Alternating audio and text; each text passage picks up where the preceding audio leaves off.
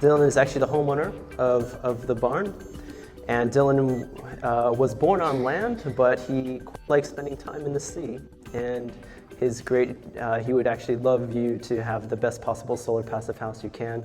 So he's personally very much always happy to talk about design and building until you're bored, but we're going to do that in 7 minutes today. Right on. Welcome, Dylan. Hello everyone.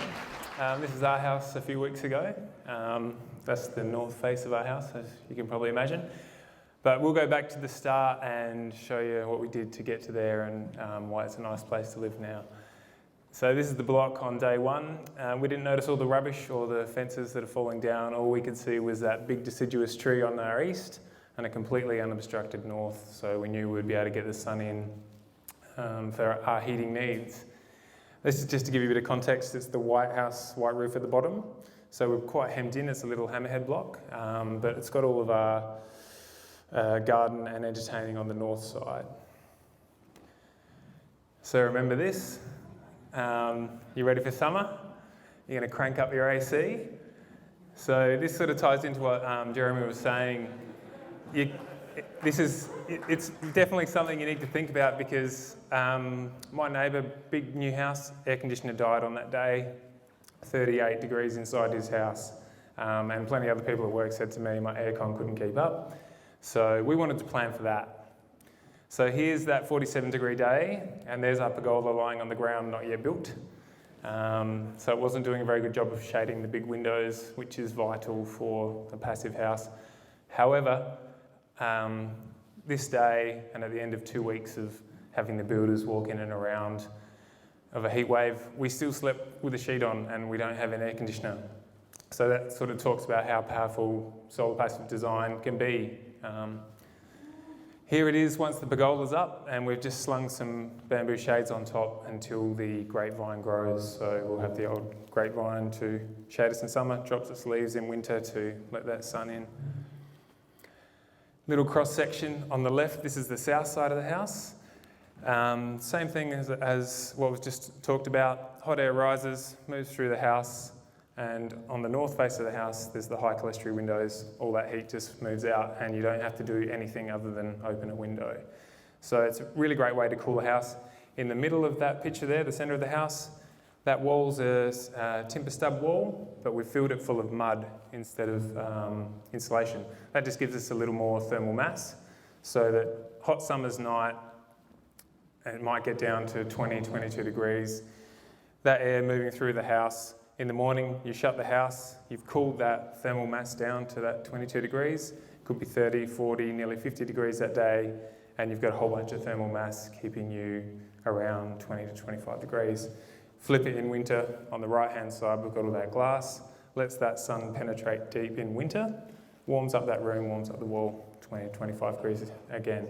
So we built a straw bale house in some ways. All it is really is just insulation. So people get a bit freaked out about straw bale.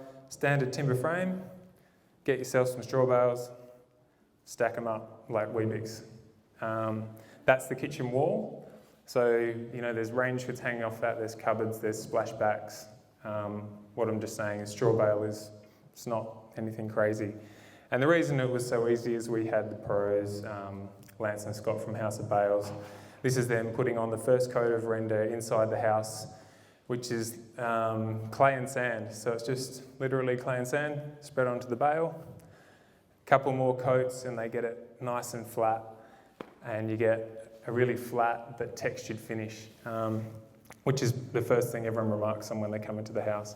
And that's just showing that casement window opening out, so that's catching the breeze rather than just a window that you just open sideways. The main reason we chose straw bales is their thermal rating, so R10 is as good as you can get, I would say. And we also chose them because of their sustainable values. Straw is just a waste product, really, from barley and wheat crops. It's not like hay, it's not really good for anything, except it's really, really good for walls. It's also not mined and shipped all around the country and highly processed. It's baled up.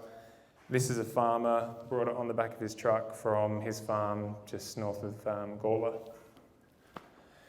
This is that thermal mass wall, and this is a few of our friends stacking up mud cakes on it. So literally just stack it up till you get to the top, and then it's rendered, and that's another clay wall. You can see up high in the wall there's shutters. That's because that's a bedroom.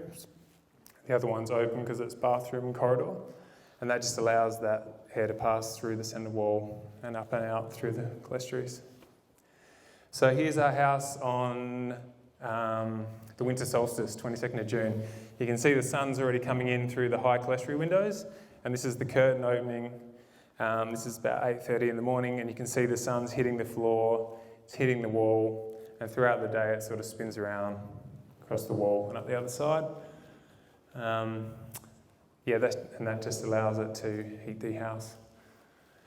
This is the east side of the house. That's that tree we talked about. The yard's always many, many degrees cooler on that side.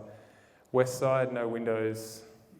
And you can see that's a lime and sand render, so another natural product. That's that kitchen wall once it's got a kitchen in it. Bathroom, nothing interesting to report.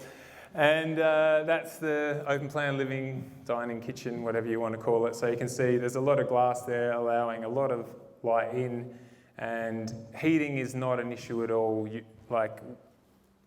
We have to open up sometimes in winter or close the curtains. You definitely don't need a heater. And we sailed through summer. That fan might have gone on once or twice on that 47-degree day.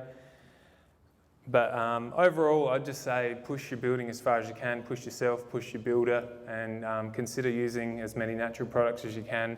Makes for a very beautiful, comfy place to live. There's a lot more to it, but I'm taking Ken's 7 minutes pretty seriously, so that's all for now. But yeah, love to see you on the day and chat whenever you want.